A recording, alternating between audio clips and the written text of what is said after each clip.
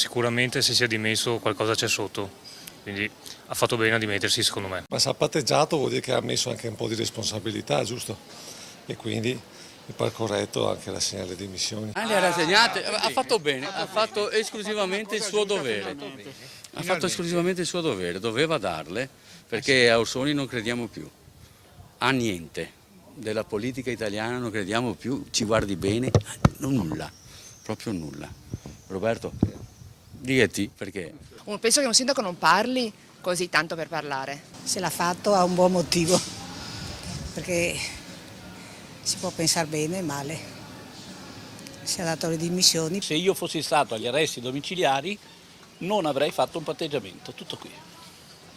Anche perché sappiamo benissimo, si chiede a questa signora che passa che cosa significa questo patteggiamento, si spiega che significa che hai fatto una cantata che non dovevi fare. Il grande errore è non dimettersi personalmente, prima per un aspetto di dignità e soprattutto anche per rendere la giunta libera di legiferare in modo adeguato e prendere le decisioni adatte alla situazione, anche perché è un fattore di immagine per la città stessa. Adesso volete un altro sindaco?